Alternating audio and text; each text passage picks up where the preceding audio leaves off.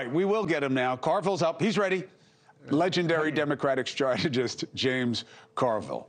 Very nice hat. I appreciate it. Merry Christmas to you, my young brother. Thank you. Aren't you a little bit jealous that your party does not just let anything go and see your guy as a victim no matter what happens? Aren't you just a little jealous that you can lose your base?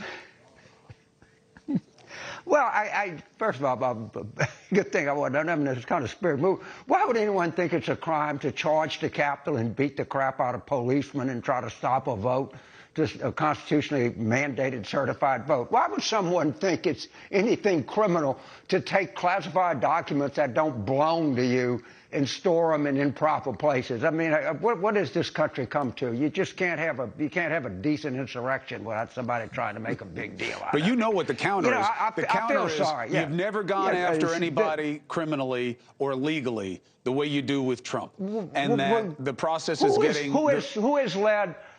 Go ahead. Who has led an insurrection on the Capitol? Who has taken documents out the White House that are classified, that was asked nicely to bring them back, that was subpoenaed, that defied subpoenas? I mean, what do you want me to say? You go in a neighborhood and said there hadn't been one person arrested. Yeah, well, somebody broke into a house and stole some stuff. Well, on the documents. On the documents, I'll give it to you. That's the best case they have, because all of that nonsense about the Presidential Records Act doesn't apply. But here's the overarching thing, is that because of just the sheer volume of activity, it has fueled the case that he's making, which is these people do whatever they can to get rid of me because they can't beat me at the ballot box. How do you deal with that? You know, the Justice Department has to go on. You can't say, well, he can go ahead and lead an insurrection and jack up these people and go beat up policemen, and we're going to act like it was a tourist visit. Oh, they're doing stuff. So you just got to plow on. By the way, it was a very tragic thing I heard about University of Alabama today. They had to call off the nativity scene. It seems they couldn't come up with 3 wise men or a virgin, but maybe next year they'll do better. Oh, boy, oh, boy, oh, boy. Dave Bossy, wherever he is right now, he ain't happy. That is low even for you, Carville. Well, you know, we know the toothbrush was invented in Alabama because anywhere else they'd call it a teeth brush. No, I'm not laughing. I'm laughing at the absurdity of that, not at the joke. Right. It's Christmas time, man. Let me ask you. It's holidays. Let me ask you something, Mr. Chappelle, while I have you. Sure. So you believe he led an insurrection? Now, not legally, but for political purposes. Obviously, the Colorado court just found it legally. I don't know that that's going to stick. I don't even know that it applies. But do you think that is going to matter? And if so, why are the polls as competitive as they are? Well, you know, the polls show 40% of the people in the country think the Earth is 5,000 years old. I mean, you could have a poll can show anything. Look, do I think this is politically helpful? No.